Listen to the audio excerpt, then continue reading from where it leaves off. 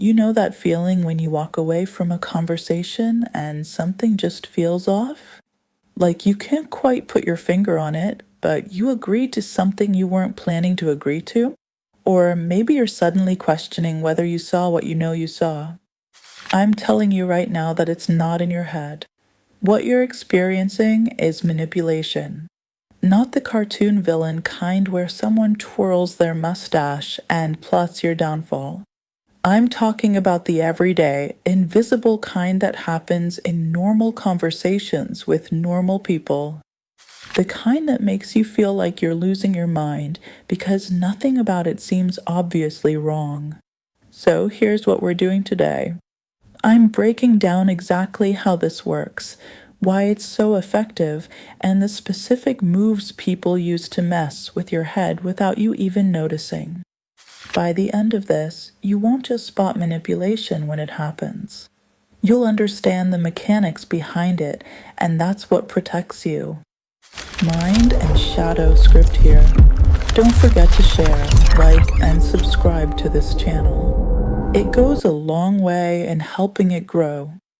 Let's start with what manipulation isn't. It's not someone screaming at you. It's not obvious threats. It's not walking up and saying, I'm going to control you now. That would be too easy to see coming. Real manipulation is influence without honesty about what's happening. Think about it this way. When someone persuades you, they're upfront about what they want. They make their case, you make yours, and you both know what's on the table. There's transparency. Even when I don't agree with someone trying to persuade me, I can respect the straightforwardness. Manipulation is different. The person influencing you always hides their goal. They're working on your emotions, your perceptions, your reactions, but they're not telling you that's what it is they're doing. Instead, they set things up so you believe the decision came from you. And here's the thing about that.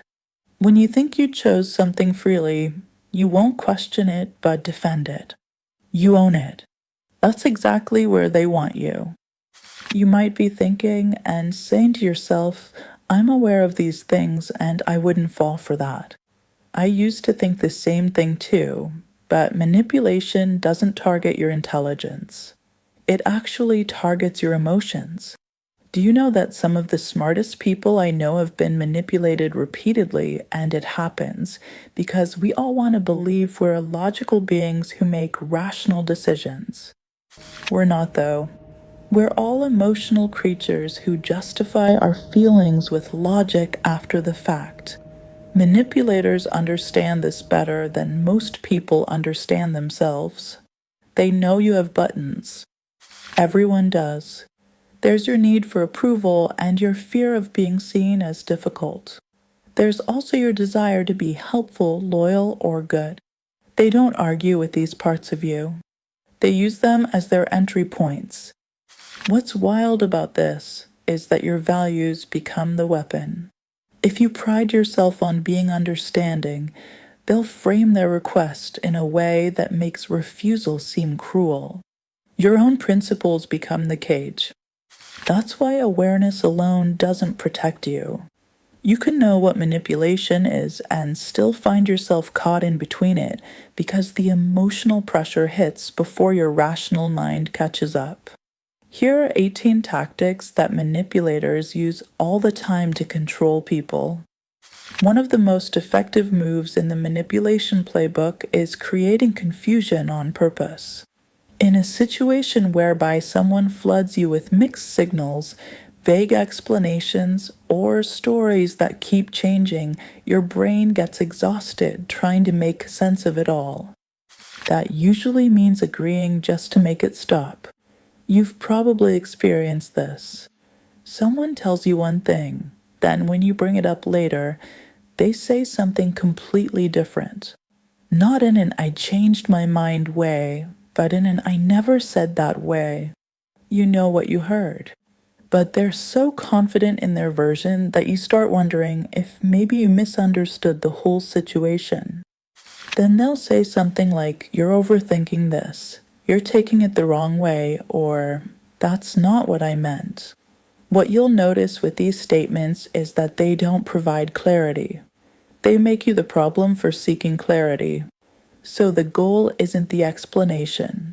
The goal is the destabilization it causes. Once you doubt your own understanding, they don't need to argue anymore. You'll second guess yourself into submission. I mean, you should see this for what it is. When someone consistently makes you feel confused about straightforward situations, they're making a choice. Confusion isn't always accidental. Sometimes it's one of the tools in their arsenal. There's this thing about emotional manipulation that makes it particularly hard to spot. It doesn't feel like manipulation. It feels like caring, concern, or connection. What happens is someone attaches heavy emotions to compliance. They make it so saying no feels morally wrong. Guilt is a big one. After everything I've done for you, this is how you treat me? Notice the structure there. They're not making a request.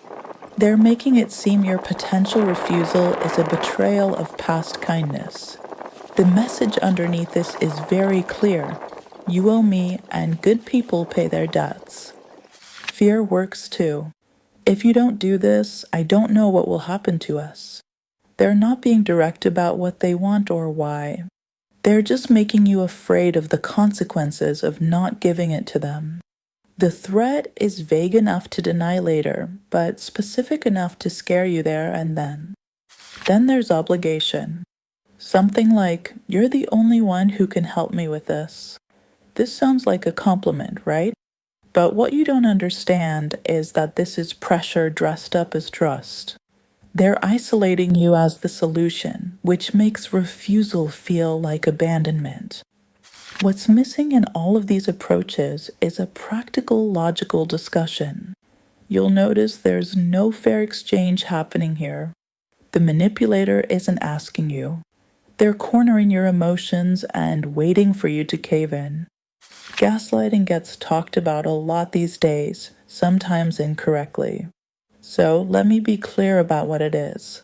Gaslighting doesn't attack what you did. It attacks what you know is the truth. This is when someone denies things they said or did, reframes events to paint a different picture, or rewrites history so gradually that you don't even notice it happening. The damage isn't made in one conversation. The damage is made in the constant repetition. You'll start hearing things like, "That never happened," when you know it did. Or, "You're being too sensitive," when you're having a normal human reaction.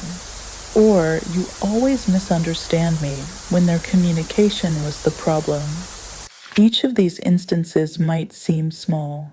And you might even talk yourself out of it and start saying things like, "Maybe I am being sensitive," or "Maybe I did misunderstand." At this stage, you second guess your instincts until they're basically useless.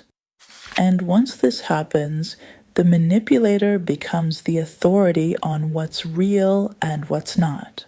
Basically, your reality gets replaced with theirs.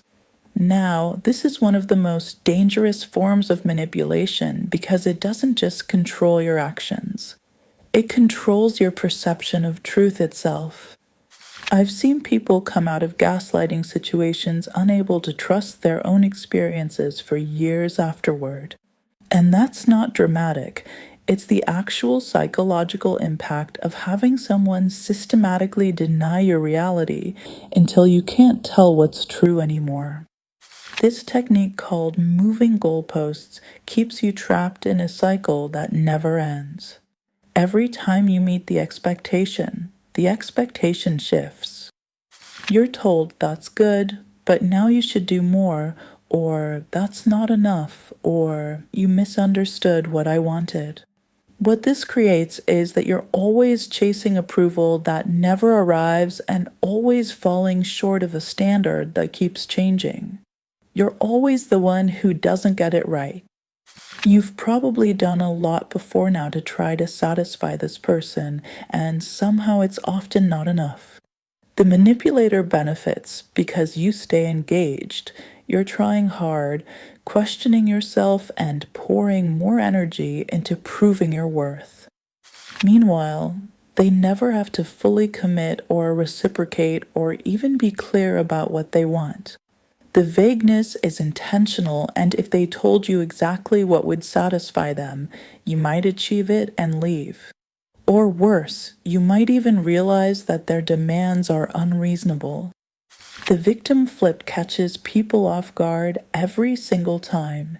When you confront someone about something legitimate they did, something that hurt you and crossed a boundary, but somehow, by the end of the conversation, you're the one apologizing to them, and it's brilliant in how smoothly it works. The person you're confronting immediately shifts into talking about how your confrontation made them feel. They focus on your tone, timing, and your choice of words. Suddenly, the original issue disappears, and you're defending how you brought it up. I can't believe you would attack me like this. You're always criticizing me. I'm just trying my best, but you're making me feel terrible. If you notice the pattern here, you'll see they took your pain and made it about their pain. And if you're someone who hates hurting people, this works really well. When you back off, soften and apologize for how you said it, the actual issue never gets addressed. At the end of the day, they've successfully repositioned themselves as the wounded party, and you end up comforting the person who hurt you. There are different ways to do this, and they include crying, getting angry, bringing up past grievances, or playing the misunderstood person. Your concern gets buried under their reaction to your concern. The silent treatment isn't just someone needing space to cool down. I'm talking about when someone deliberately withdraws all communication as punishment. They ignore your texts, leaves the room when you enter, act like you don't exist until you've groveled enough, and what this does to you is that it creates panic. Being frozen out triggers deep anxiety. You scramble to fix something you can't even name. The silent treatment forces you to chase their approval, to work for basic communication. When people's feelings are hurt, they ask for conversation. Manipulation, in theory, demands that you suffer first. Triangulation is when the manipulator brings a third person into your conflict. Instead of talking to you directly, they talk about you to someone else, then relay that opinion back. Well, Sarah agrees with me that you've been difficult. Or they praise someone else in front of you to make you jealous. I wish you were more like Tom. This makes you feel ganged up on, outnumbered. Even when you don't say it, you understand that this isolates you.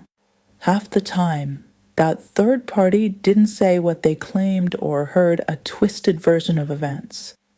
At the beginning of love bombing, you're showered with attention, affection, and compliments. You're special, different, and perfect. This connection you have feels intense and addictive. Then, once you're hooked, the attention gets pulled back. It won't all fade at once, just gradually. The text ing slows down and the initial warmth cools down. You're left wondering what you did wrong, and you start thinking of how to get back that initial feeling. So you try harder, you start accepting less, and compromise on things you wouldn't have before. The manipulator doesn't ask you to change. The withdrawal does that work for them. What you had at first wasn't love. It was bait. In projection, someone accuses you of exactly what they're doing. They're lying, so they accuse you of being dishonest. They're cheating, so they question your faithfulness. This deflects attention from their behavior while planting seeds of doubt in you. When someone consistently accuses you of behaviors they're exhibiting, just know it's not paranoia, but their confession disguised as accusation. In false urgency, manipulators hate giving you time to think. Time lets you analyze, consult others, and consider consequences. So they create artificial urgency. I need to know right now. If you don't decide immediately, I'll assume you don't care. None of these time limits are real. They're pressure tactics to push you into decisions before your rational mind engages. When someone rushes you, make sure to slow down on purpose. If they react badly to "let me think about it," that tells you everything about their intentions. In conditional love and acceptance, the message underneath every interaction is, "I'll love you if, I'll accept you when, I'll be proud of you once." There's always a condition attached to basic affection. You're valued for what you provide, not who you are. The warmth only comes after you've done what they wanted. The approval stays just out of reach. What this creates is a person who believes they have to earn love through performance. You stop knowing you are separate from what others need. That's not a relationship. That's a transaction where you're always paying. In selective memory, manipulators remember everything you did wrong and forget everything they did wrong.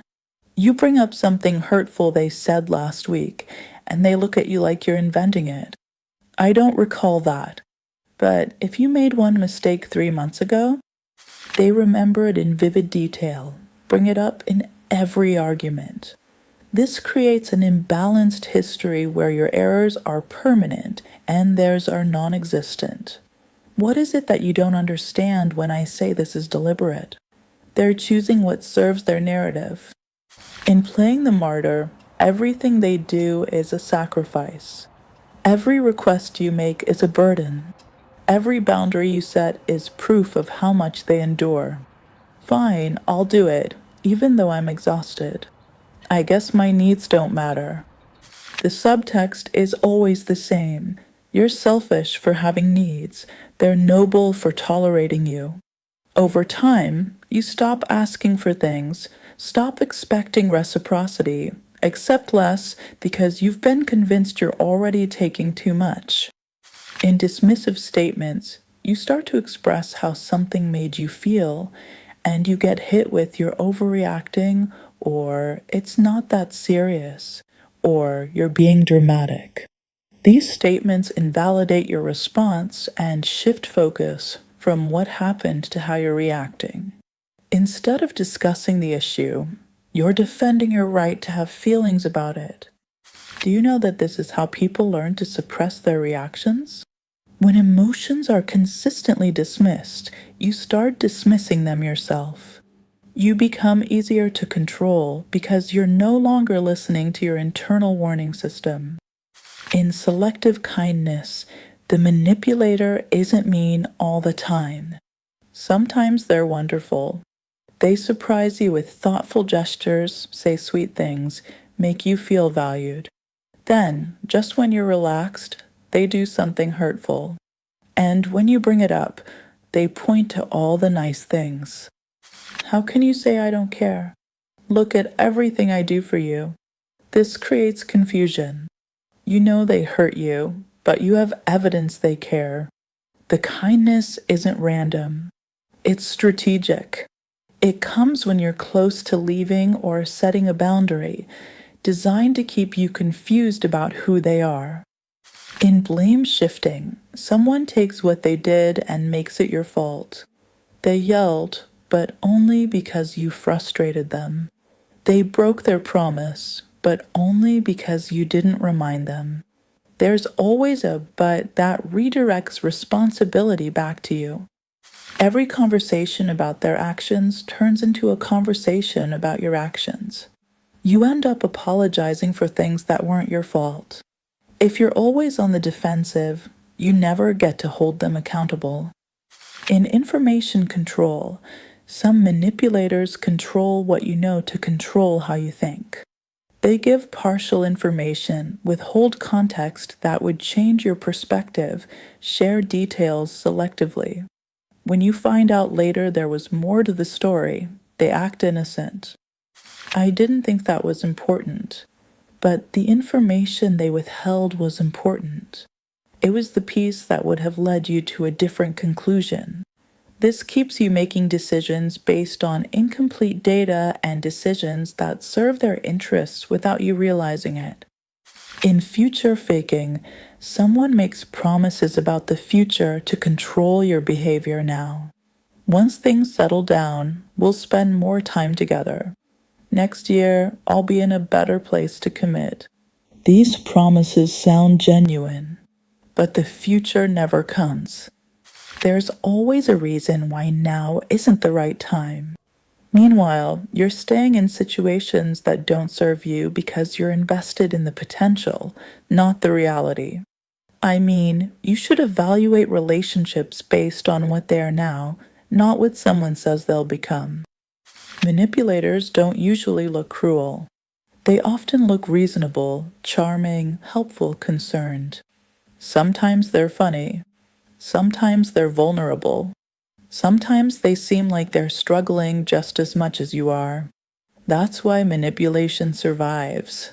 If it looked dangerous, people would run.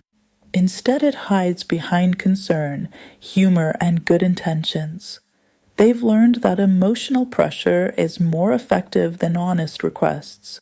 So they keep doing it because it works. Protection starts with slowing everything down. Manipulation thrives on reaction. It needs you to respond quickly and emotionally without thinking. So the most powerful thing you can do is pause. Watch how you feel after interactions with certain people. Manipulation leaves a residue. Like something happened, but you can't explain what. Healthy influence feels different. Even disagreement can feel clean. You might not like the answer, but you understand the question. Trust that distinction. Your body often knows before your mind catches up. Once you understand how manipulation works, it doesn't disappear from your life completely. Manipulators are everywhere because these tactics work on human psychology and humans are everywhere. What changes is your awareness. You see the pattern instead of just feeling the effect. If this helped you name something you've been experiencing but couldn't explain, I want to hear about it in the comments. What technique have you seen most often? What finally helped you recognize it? And if you want more psychology content that breaks down how people operate instead of just telling you to think positive, subscribe so you don't miss the next one.